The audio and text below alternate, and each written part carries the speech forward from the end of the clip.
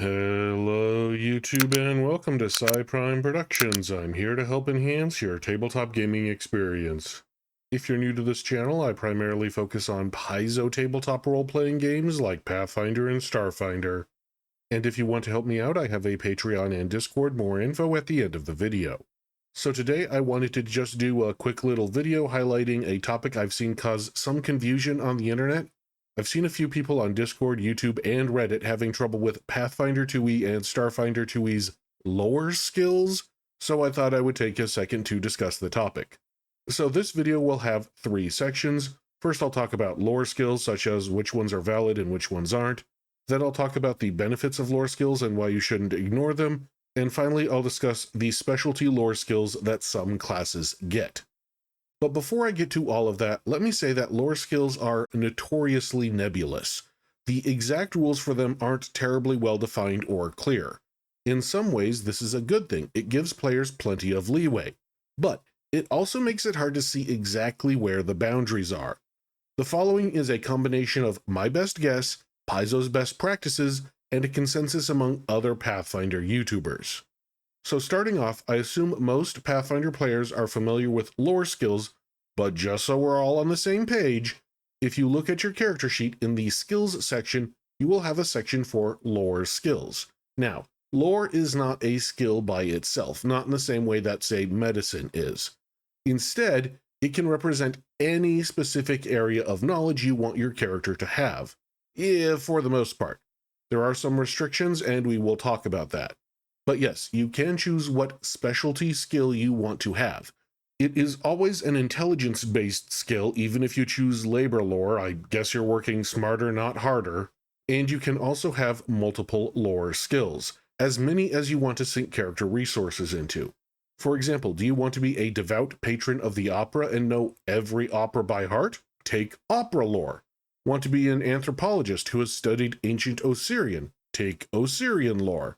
Do you want to be a socialite in the city of Absalom? Take Absalom High Society lore. Now, there are a few rules and a few guidelines for what constitutes a lore skill. In general, when you take a lore skill, you can choose whatever lore skill you want, but it cannot completely subsume another non-lore skill. You cannot take I know everything lore, or how to lie, cheat, and steal lore. Also, lore skills that would be so broadly applicable as they would unbalance the game are generally off limits. This is just a game balance thing. For example, in Pathfinder's Galarian, you cannot take human lore because humans are so ubiquitous that it would just be too broadly applicable and too good. If you were playing a different campaign setting where there are far less humans, though, maybe you could. Talk to your GM. Now, like I said, lore skills can be anything that fit the general guidelines, but there are a large number of examples. So, the following are just a small number of lore skills that could be considered safe to take, or safe within the guidelines. You can have occupations, such as sailing lore, labor lore, or farming lore. You can have interests or hobbies, such as gaming lore, art lore, or underworld lore. Note here that underworld means criminal underworld, not like the plane of the dead lore, though that is also a valid lore skill. You can have academic subjects such as academia lore, engineering lore, or library lore. You can have survival subjects or terrain types such as scouting lore, forest lore, or hunting lore. You can have people and cultures such as elf lore, serpent folk lore, or lore for any one specific city. Note, like I said, humans are so common and ubiquitous that human lore is not a valid subject, though your GM might allow something like Chalaxian culture lore. Ancient extinct civilizations are on the menu, such as Aslanti lore, Thassalon lore, or Jitska lore. Myths, legends, and gods are also on the table, such as Aerodin lore, Sarenrae lore, or the Starstone lore. Creature types are also available, such as Fey lore, aberration lore, or dragon lore. Note that humanoid lore is considered too broad of a lore skill. Also, Paizo has waffled back and forth on if undead lore is considered too broad or not. There are backgrounds that give you undead lore, but it seems as of the Necromancer class, undead lore is now considered too broad and is no longer a valid lore choice. And finally, there are other planes of existence lore, such as Pharasma's Boneyard lore, the elemental plane of wood lore, or astral plane lore.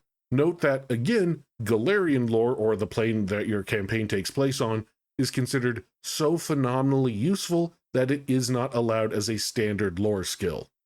One last thing, you can always go more specific when you choose your own lore skill if you want.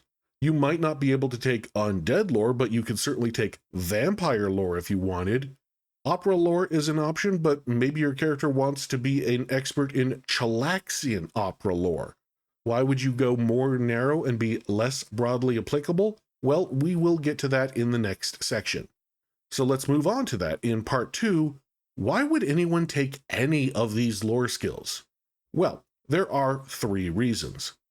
Firstly, with a single skill feat, that is to say the additional lore skill feat, you can get a lore skill that automatically scales up to legendary by level 15. This is great if you want your character to be good at one specific thing, but don't have the character resources to invest in, say, getting up to legendary in a particular skill. See, in Pathfinder, most characters don't get a lot of skill increases, so getting up to legendary for one specific application of a skill for one skill feat is actually really good, especially if you only care about your character being good at one aspect of a skill. Now, let's look at an example. Let's say you have a bard and you want them to be an Absalom socialite, someone who knows who's who in the upper crust of the city of Absalom. Normally, this would be a society skill, but as a bard, you really want to increase your perform skill because a lot of bard abilities are based on rolling perform checks, and you also want to have a high diplomacy skill because you are the guy who tends to do all the talking for the party. So in this instance, you can't really increase your society skill for knowing about the Absalom elite until like level 11, and the campaign might even be over by then. But with just one skill feat, you can pick up Absalom High Society lore and bam, it automatically levels up with you. The second reason to invest in the lore skill is that it is recommended that GMs reduce the DC of lore skills as a treat for having the right skill for the job. Most official Paizo adventures do this. Navigating a ship might be a DC 20 survival check, but maybe only a DC 18 sailing lore check. Personally, as a GM, I go further and reduce the DC by 5 if the person has a very specific lore skill. For example, if a PC was trying to identify, say, a Chalaxian opera, I might call for a DC 25 society check, or a DC 23 opera lore check, or a DC 20 Chalaxian opera lore check.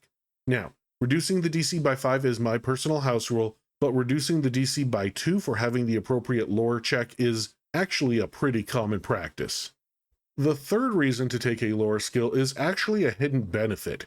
Since lore skills are always intelligence-based, you can make yourself good at a lore skill in lieu of certain applications of another skill. Now, remember, a lore skill isn't supposed to completely supplant another skill, but it can supplant part of another skill.